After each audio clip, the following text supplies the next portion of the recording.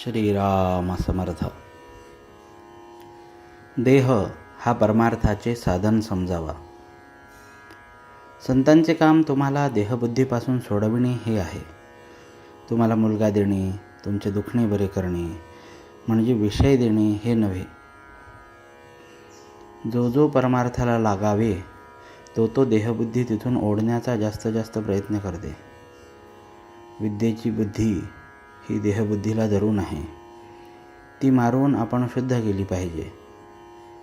याकरिता भगवंताच्या स्मरणासारखा दुसरा उपाय नाही. कुत्रा हा आपल्याला रात्रीच्या पहाऱ्यासाठी उपयोगी पडतो, पण तो कितीही चांगला आणि उपयोगी असला तरी आपण त्याला पानात जेवायला घेऊन बसत नाही.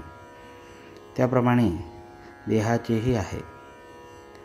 आतल्या खोबऱ्याच्या रक्षणाकरिता ज्याप्रमाणे करवंटी, त्याप्रमाणे देहाला परमार्थाकरिता साधन मानावे. पण मनुष्य हा देहच मी आहे असे मानून व्यवहार करतो. वास्तविक आपण देहापासून निराळे आहोत असे पदोपदी दाखवित असतो. माझा हात, माझा पाय, माझा डोळा, माझे मन, फार काय माझा जीव असेही म्हणतो.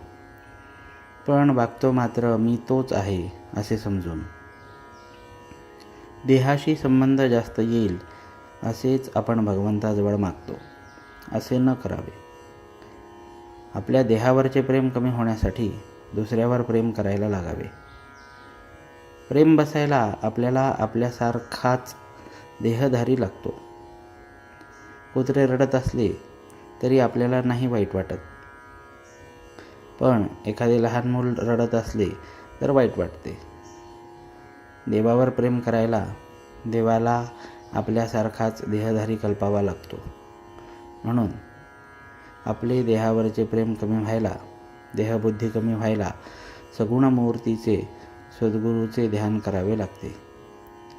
ते जसे दृढ होत जाईल तसे आपण स्वतःला विसरून जातो आणि आपण देहाच्या पलीकडे गेलो म्हणजे सद्गुरूचे खरे स्वरूप हे देहातीत आहे असे प्रत्ययाला येते.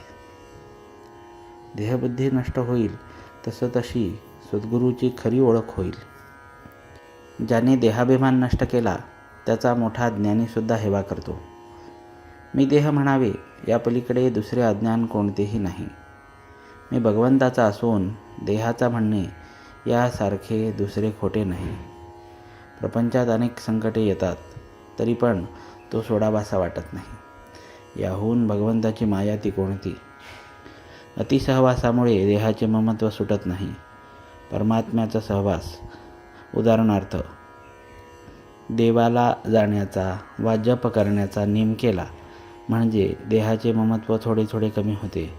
देहाच्या सहवासाने आपण देहाचे होतो, नामाच्या सहवासाने आपण परमात्म्याचे होऊ.